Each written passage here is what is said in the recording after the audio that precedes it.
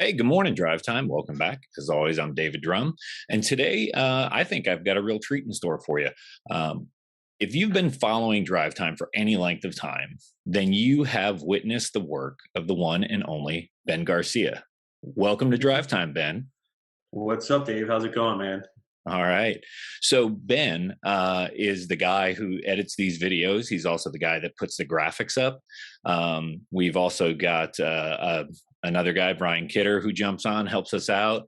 What you guys don't know, because you see me on the camera a lot, is that there are more people behind the camera, off screen, and doing things to make CapeMEN and our men's ministry run way more than what I do. I get the privilege and the ability to talk, to be on these videos, but if it wasn't for guys like Ben, Brian, Greg, Chris, Manny, just a whole host of other guys kind of operating in the background, none of this stuff happens. Ben and I also spend a lot of time together. We work out a few days a week, and that's really a I, I, glimpse. What's that? I try to work out with you, Dave. Let's be honest. No, man. So that's a whole other story. Ben's fitness journey is a whole other story, but we won't get into that today. But what we do want to do is talk about first and foremost, before we get into the content of today. Today, this video is a big deal because this signifies our 100th episode. 100, baby. 100.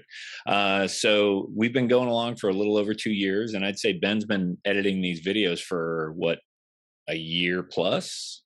About a year and a half, about a year and 6 months. I About a took year and a over. half Yeah. from Zach. So there's another guy who really got us off the ground with the videos, and he's moved on to bigger and better things and an amazing marriage. So if you're out there, Zach, we miss you, man. But anyways, so being that this was the 100th episode, there were all these thoughts in my head about what it was that I wanted to do. And we thought about doing like a big recap of some past episodes. But the more I thought about it, the more I really felt it was right and necessary to bring on one of the guys that makes this happen. Because again, without Ben, this doesn't happen. I don't know how to do video editing. And sometimes that takes time, and I don't have a lot of free time. So Ben is a guy who not only edits videos, Ben's a sounding board for me. So we talk about this idea of biblical masculinity and how that requires community. And I think a lot of guys overcomplicate this. So Ben and I are going to talk a little bit about the nature of our relationship, what it looks like, and so Ben, do me a favor, do the guys a favor. I feel like they know a lot about me, and obviously they're just seeing you for the first time. So give me a brief snapshot. Myself? Yeah. Okay. Well, I started attending Cape Christian in 2015.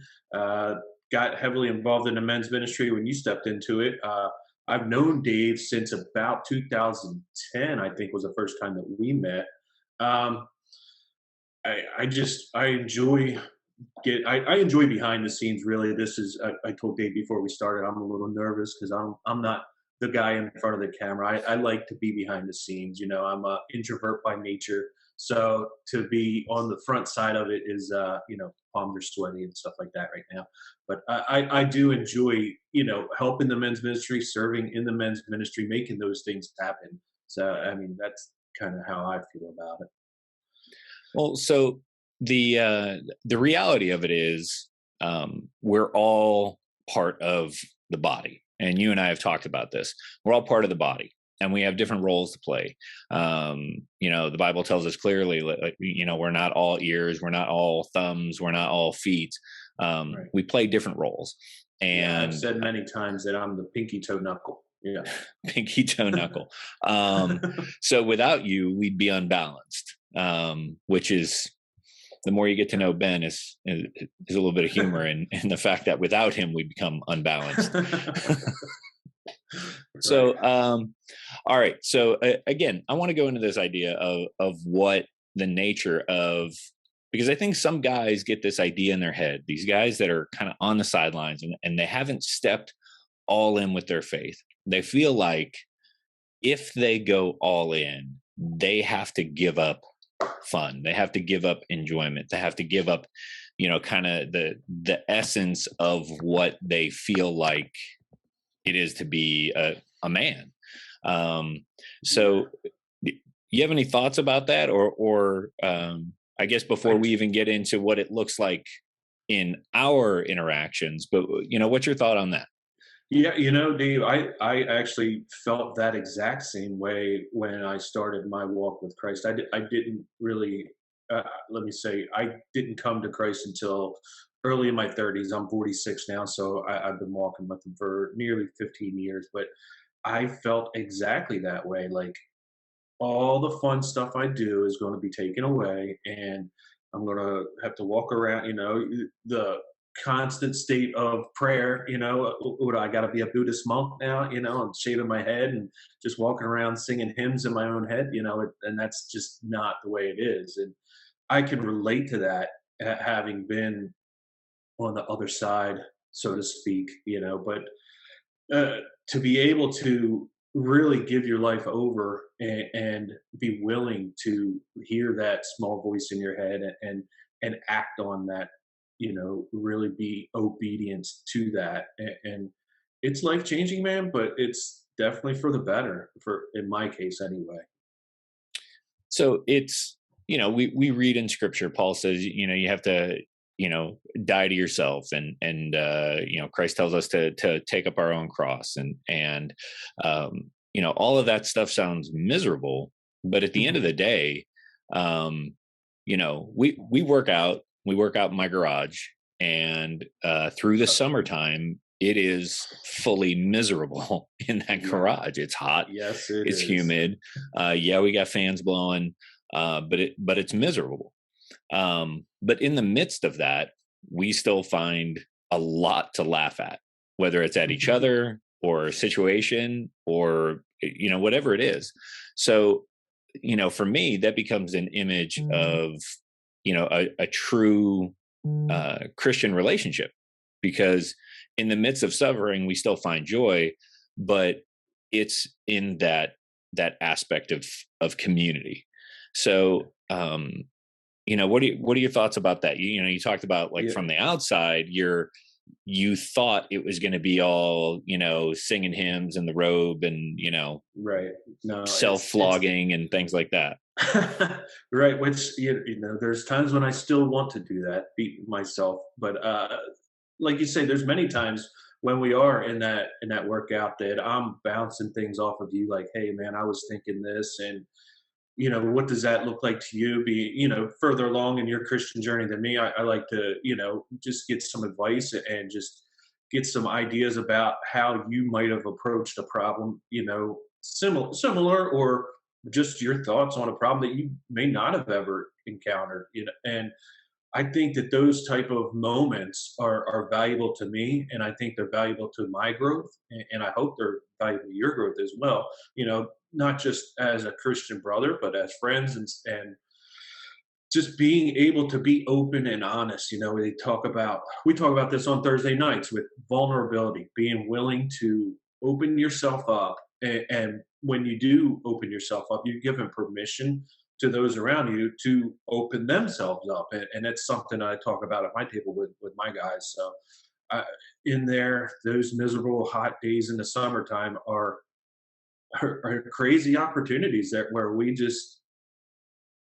do life together, man. We are doing it, and it's something I value, and it's also something that's helped me grow tremendously.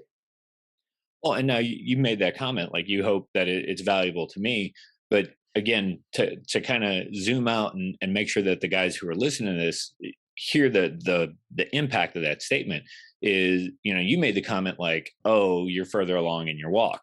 At the end of the day, there is no end. Um, maybe someone's been walking longer. You can be a Christian for 20 years and still be in the shallow end of the kiddie pool. And you can be 5 years in and be just so deeply moved by Christ and his sacrifice for you that you've gone miles beyond people who are, more senior Christians, at least in age and duration. Yeah. Because where I like it is when you and I are having those interactions and you're asking those questions, is you and I don't think the same. You are introverted. You spend more time kind of in the processing, in the thinking through things, whereas I tend to be a little more of the ready, fire, aim guy. Right. You talking it out where I'm in my own head right. trying to work it out, I think that definitely helps for us to be able to bounce those things off, because as I'm processing in my head, you're firing out things, and that's changing my processing in my head, and yeah, man, I agree that those dynamics definitely help. Well, and while you're processing stuff and bringing me things that I'm not going to naturally pause to consider without your input. So whether I have a thought on the topic or not, the reality is there's value to me by you bringing what you think you're asking me a question, but in reality, what you're doing is you're asking me to ponder something.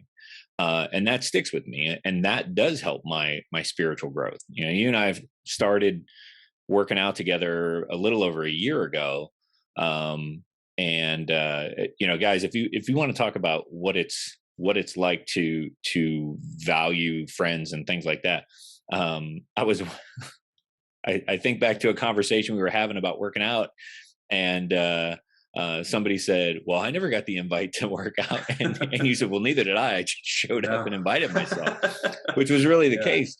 But you felt like I was developing you, but at the end of the day, I would not be as disciplined with my workouts if you weren't showing up. And I've said that to you more times than I can count. You show up ready to go, and I'm like, man, I don't even want to do this. Right. So that's where brothers support each other. Yeah, okay, so I'm further along in my fitness journey. Okay, I still didn't want to work out the other day. You showed up ready to go, and at the end of the day, we both were just beaten because you nearly died because of the humidity. That's where you're going with that. It was kind of awful. But again, I just want to make sure that you guys who are watching get that it's not about, when you're talking about brotherhood, when you're talking about brothers in Christ, I'm not talking about mentorships. When you're dealing with a mentorship, that's someone pouring into you, or you're pouring into them. That it really is one-sided. And you need to have that. You should really seek that out. But when we're talking brotherhood and we're talking peers and we're talking about guys who invest in each other's lives, that is going to go both ways. There's going to be mutual benefit from it, right? I agree 100%. It's like you've used that expression. I'm sure you didn't invent it, but you need to have a Paul in your life, a Barnabas in your life, and a Timothy in your life. And I think that we are that Paul Barnabas kind of dynamic right now in our relationship, and it is necessary, man. I mean, you do need that guy that's mentoring you, but you need that guy that's right next to you and understands on some level what you're dealing with, what you're feeling, or at least be willing to hear you and for you to be able to be open with, and just here's blah, vomit out whatever's going on in my mind, and what do you think of that? So it's extremely valuable in any Christian fellowship. Yeah, and I think that's important.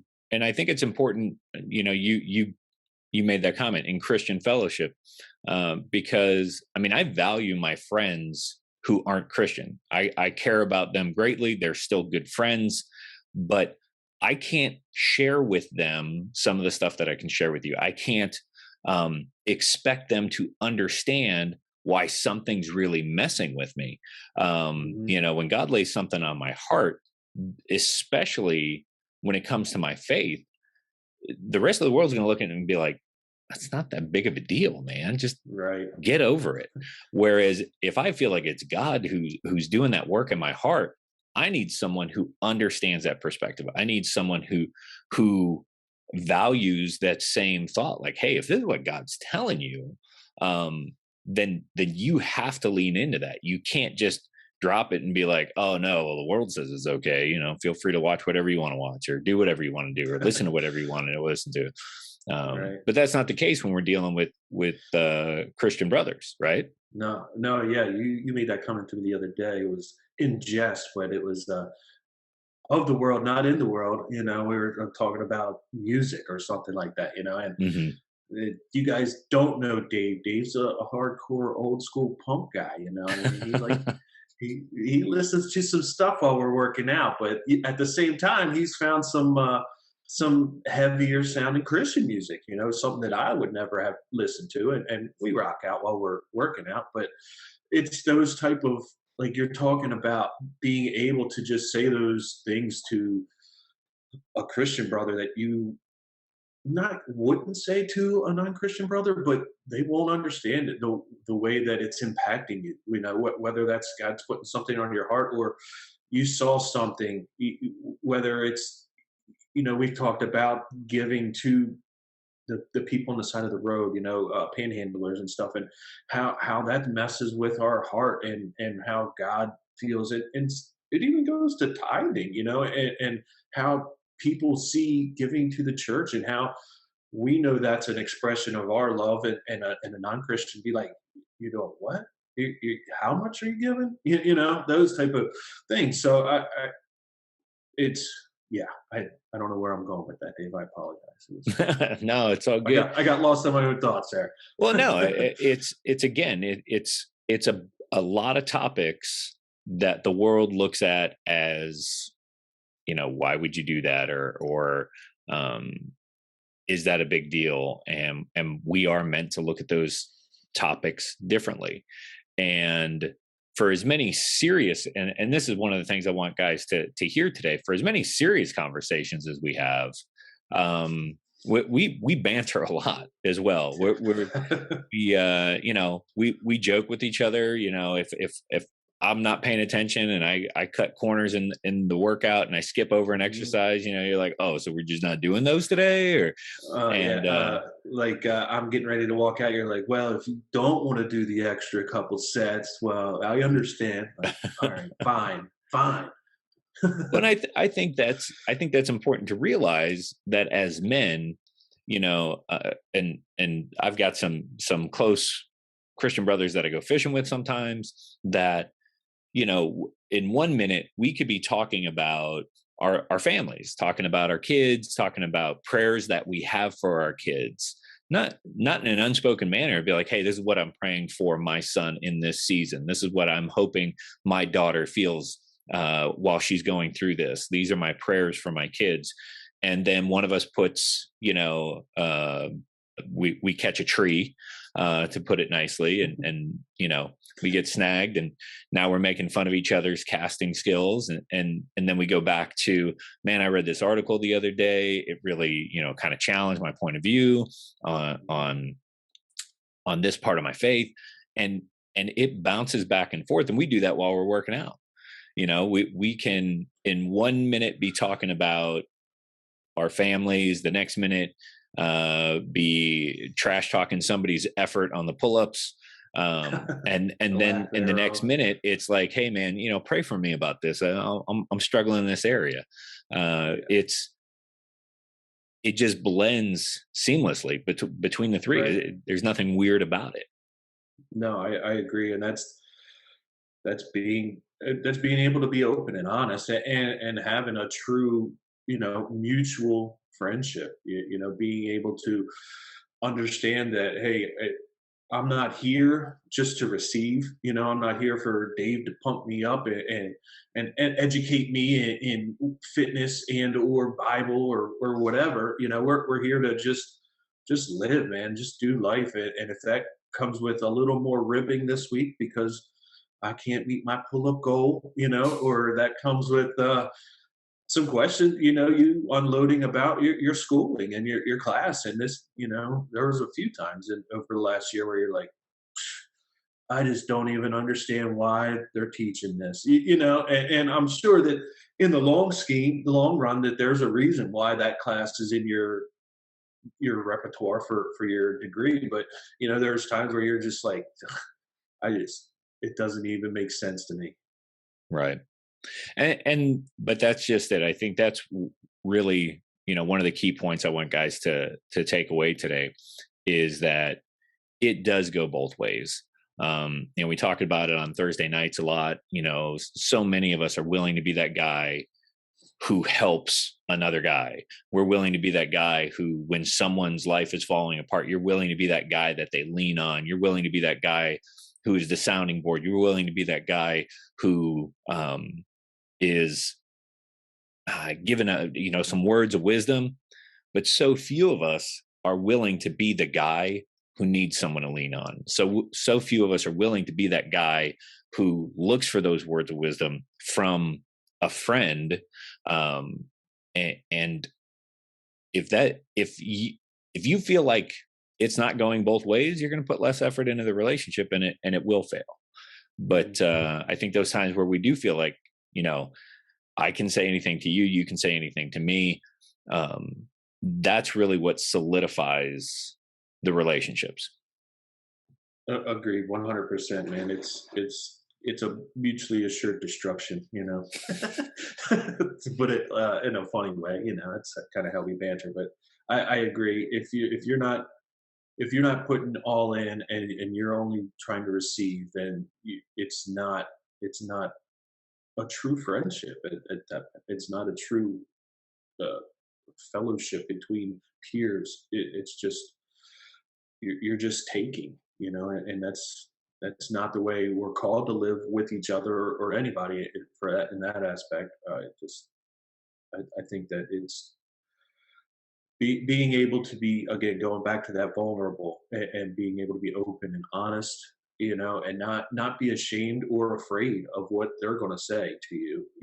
You know so, guys, we need that with each other. It's only going to make us stronger as a person, and it's going to make us stronger as a community when we have those guys, going back to that brotherhood. And so many of the speakers that we have on Drive Time regularly talk about that. You need somebody in your life, whether it's, you know there's guys that their best friend is their wives. And I had this conversation at our table, like, guys, like, hey man, I tell my wife everything, like, everything. I love my wife, and I tell her there's so much that we talk about, but there's things that I can't talk about with my wife. How are you going to tell your wife how she's irritating you? I mean, obviously you need to have those questions, but there's some times that you just don't need to tell her that stuff, for the sake of your own ability to sleep at night.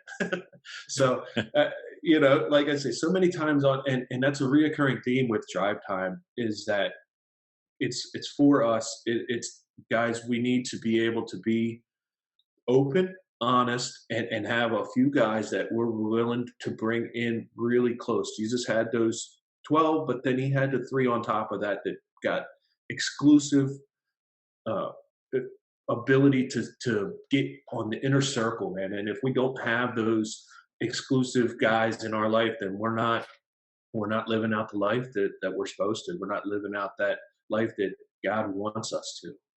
Right. Well, scripture says clearly, pity the man who falls and has no one to help him up. Right. And that's really what this is. It's about helping each other up, and having that ability to protect each other, to help each other, to watch out for each other's blind spots. And yeah, sometimes as guys, we just want to vent a little bit. We're not even looking for a solution. We just need to verbalize the emotions, the frustrations that we're having, get it off our chest. We know what we need to do sometimes, we just got to come to terms with the fact that that's what we need to do. And brothers are good for that. Brothers are very good for that. So, all right, Ben, you probably know more about this than anybody else who's ever been on Drive Time. But as we wrap up, we always end on the takeaway, the tangible item, baby. the getting 1% better each week.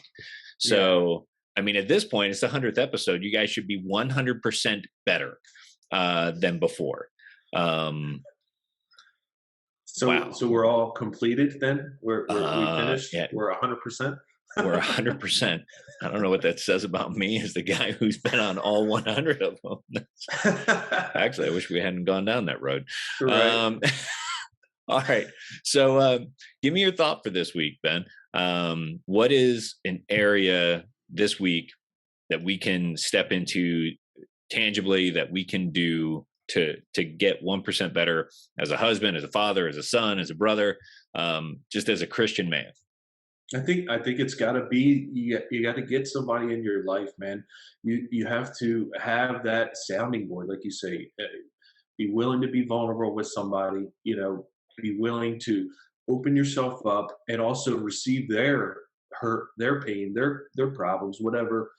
Celebrate their joy is just the same. You have to have somebody in your life, or a couple of guys in your life that you're doing life with. And if you don't have that guy, you probably have the guy in your head.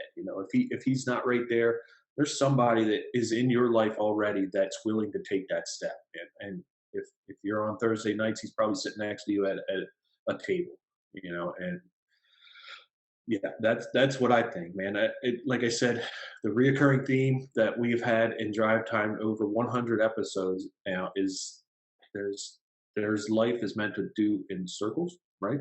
Not in the pews. And there's people that we need in our lives. And yeah, I'm glad to have Dave in mind. And there's a lot of guys out there that have something similar, and there's some that don't. So get it, guys. Let's get it. Awesome. Ben, thanks for stepping out in front of the camera for a change. I appreciate it. On behalf of the guys watching, I want to say thank you for all the work you've done over the last year and a half, actually a little bit longer, with the graphics and everything. One other thing I want to throw out for all the guys listening is the reality of, if whether you're a Cape Christian or you're another church somewhere else, and you're like, oh, well, I don't really have a place in ministry because I'm not I'm not the guy who's ever going to stand at the front of the room. I'm not the guy who's going to stand up and speak in a group. What you need to know is there are far more opportunities in the background than are in the foreground. And those opportunities many times are what create the opportunities for the foreground to take place. So if you're kicking around, getting involved, hey, you can reach out to Ben. You can reach out to me. We'd love to have you on the team. We've got plenty of opportunities to serve inside CapeMEN. Thanks for being here, guys. And I will see you again next week here on Drive Time.